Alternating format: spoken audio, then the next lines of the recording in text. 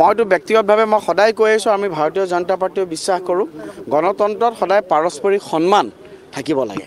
গতিকে কি কাৰণে হ'ল কি ভিত্তিত হ'ল এতিয়া প্ৰথমতে মই এবাৰ খবৰো পোৱা নাই, খবৰ ল'ম। কিন্তু এই ঘটনাৰ মই এটা উচিত তদন্ত দাবী কৰিছোঁ।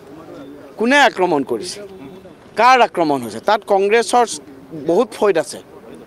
তাত তানজিল হুছেইন ডাঙৰীয়া যোৱাটো কংগ্ৰেছৰ বহুত মানুহে নিবিচাৰে। আপোনালোকে গৈ পেলাই চামগুৰিৰ ৰূপহীত এটা সৰজমিন তদন্ত কৰক।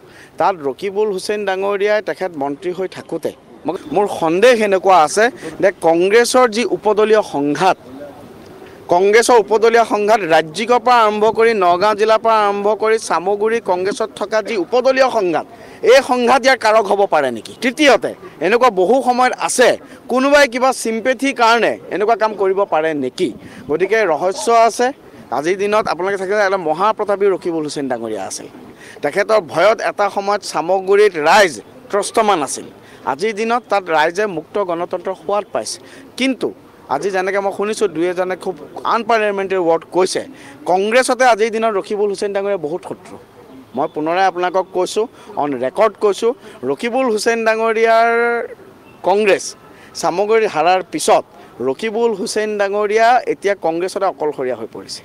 তেখেতক ৰাজনৈতিকভাৱে ধ্বংস কৰিবৰ কাৰণে অন্যটো বাদ দিয়ক, কংগ্ৰেছতে প্ৰচেষ্টা চলিছে। ইয়াৰ কিবা কাৰণ থাকিব পাৰে নেকি?